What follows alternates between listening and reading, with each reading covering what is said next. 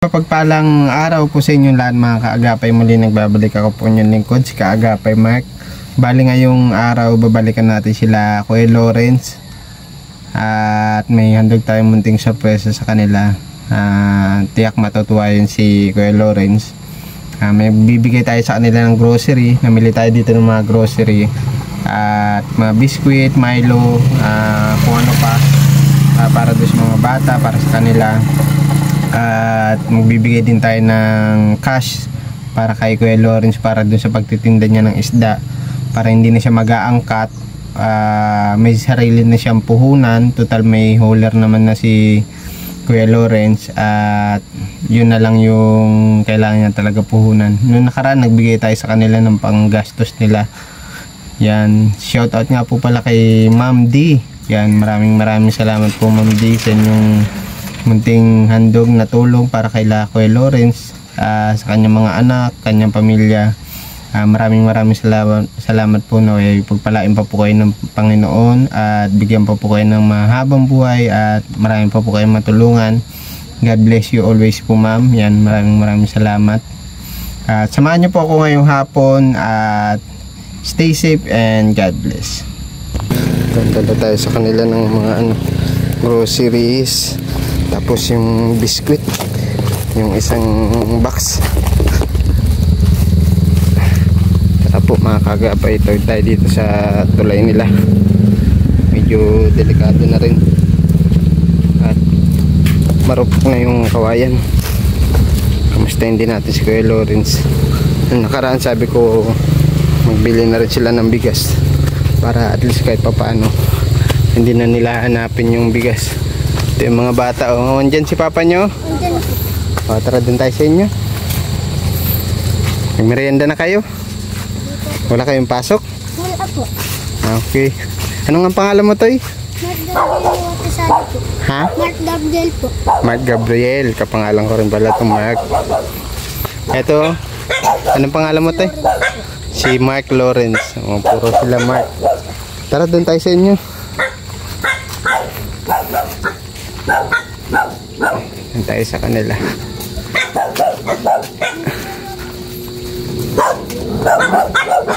Nilipat na yung pinto nila. Kuya Lawrence, kamusta?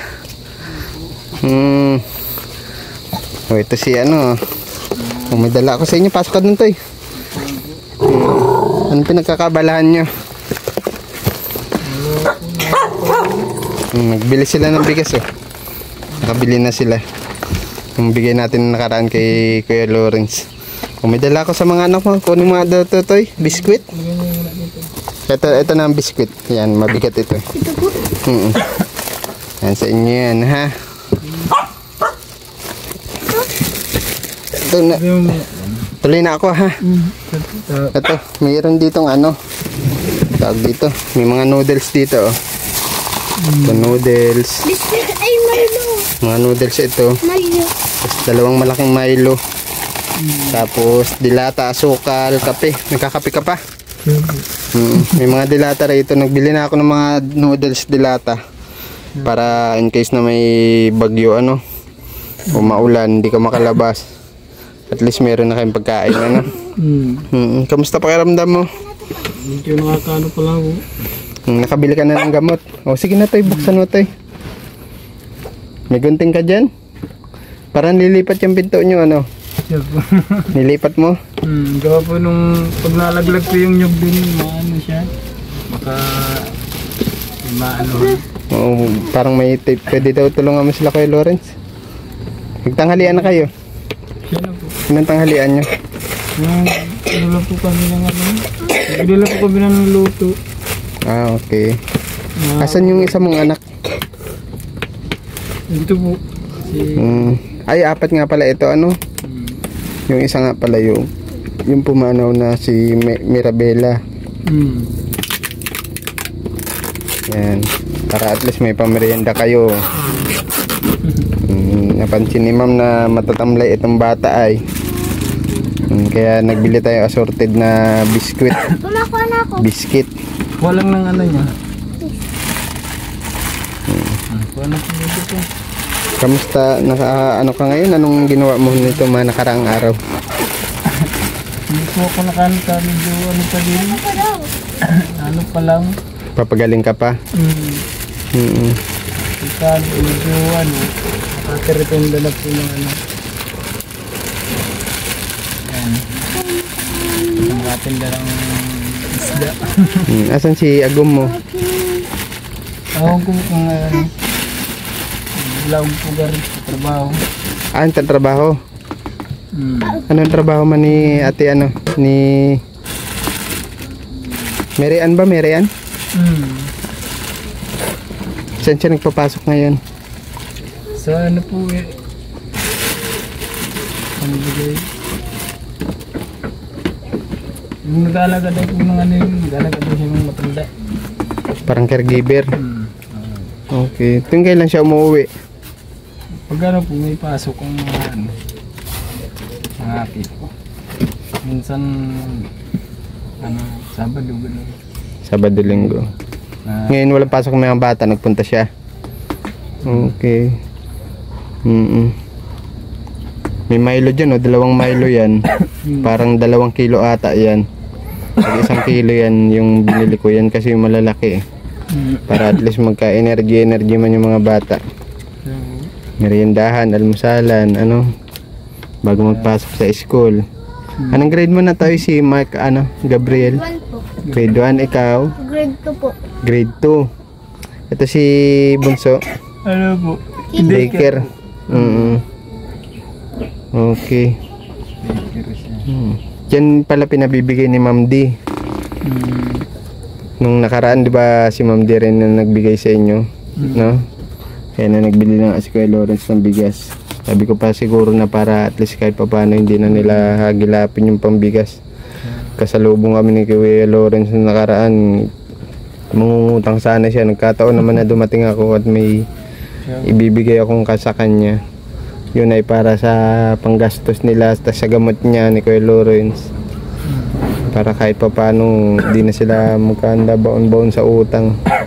Lalo yung trabaho naman ni Kuya Lawrence, minsan nagtitinda ng isda, minsan nangangalakal, ano, nag-aangkat lang siya ng isda. Wala naman siyang puhunan doon, mga kaagapay. Ang inaano niya lang pag nakabenta siya, yung tubo sa kanya. Tapos yung presyo nung pinag-aangkatan niya, ibabalik niya doon kung ilan yung naubos, ano, kung ilang kilo. Kaya ayun, laking bagay din talaga nung ano, nung binigay natin sa kanila nung nakaraan galing kay Ma'am D. Siyempre pasalamat din tayo na nagbigay ulit si Ma'am at yan, pang grocery nga. At maraming salamat po para dito sa mga bata, para sa kanila. May kape dyan, gatas, dilata, tapos asukal, 1 kilo ata yung asukal dyan. Tapos may kape din dyan, ano, para at least kahit pa paano yung paunti-unti na binibili nyo sa labas hindi nyo na bibilin, ano. Pwede malaman sukat na itong mga paano itong mga bata ito, pinapatanong ni Ma'am. Ay ano po yan? Alam mo ang sukat ng mga paan ng mga bata? Hindi ko po alam. Kung sa ano po yung ano, bultilas mo. Nasa bultilas mo? Yung ido-drawing. Kaya mo to ay yung sukat ng damit nila. Anong sukat ng mga damit nila? Hindi ko rin po alam. Hindi mo rin alam? Sige. Para makasigurado tayo, pagdating na lang ng asawa mo, ano, kung ano mga sukat ng damit, ano, tas yung paa nila. Pinapatanong kasi ni Ma'am.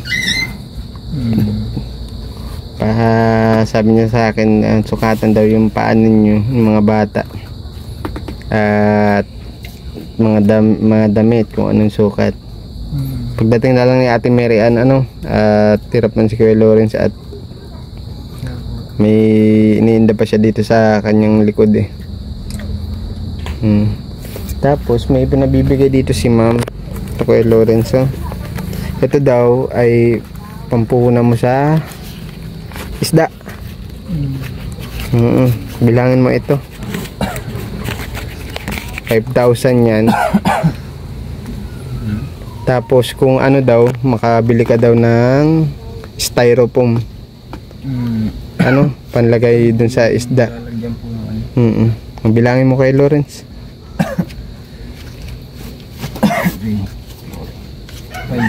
5,000. Galing niya kay Ma'am Diha. Anong message nyo kay Ma'am? May sasabihin ikaw? Mahihain to mga anak kay Lawrence. Ano sasabihin mo? Ano sasabihin mo? Si ano ito, Ano po? Sophia po. Sophia. Sabihin mo, Sophia. Ano sasabihin mo kay Ma'am? Salamat po.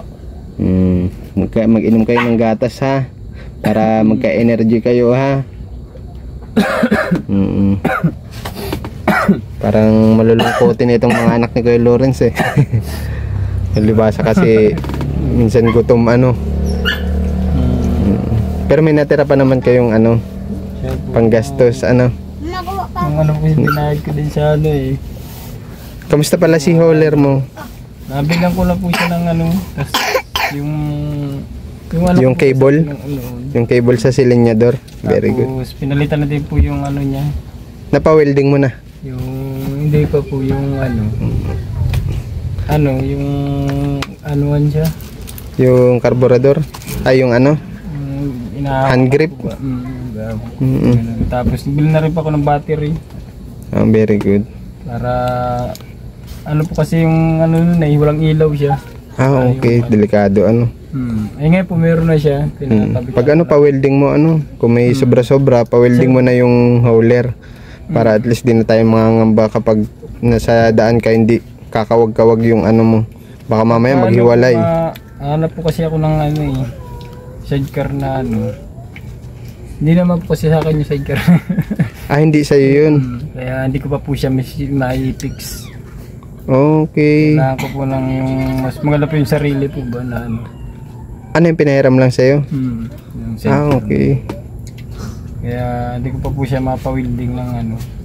Kaya hindi mo siya pinapakabit. Mama, kuha pa ako. Pero ano, pwede na pa-welding para Sige na, at para sa inyo naman yan. parado. Sige na, tayo kuha ka na kung nagugutom ka. Kuha pa ako. Ikaw, kaya na. Kaya na. Hiram lang pala yung sidecar mo. Ay, mahal yung magpagawa ng sidecar Pero may mga binibenta naman sa yung ano lang ano. Tulad po nung dating nakalagay po talaga dyan. Dating pinakabit ko. Sa Genshop po lang po siya binili. Okay. Sa Genshop po meron talaga. 4 kilo din naman po sa Genshop eh. Pag ano. Pag naka... May message ka kay Ma'am? Kay Ma'am D? Maraming Saan salamat. yung chicken? Ito. Medyo malaki na po ang naibigay niyo sa akin. Maraming salamat sa padala niyo po. Tulong niyo. Kaya po dito. Masala na po yung mga bata. Minsan po talaga na ano sila, walang almusalan eh. Okay. Napapasok po sa ano. Kaya ganyan na lang yung binili ko yung assorted para iba-ibang ano, biskwit.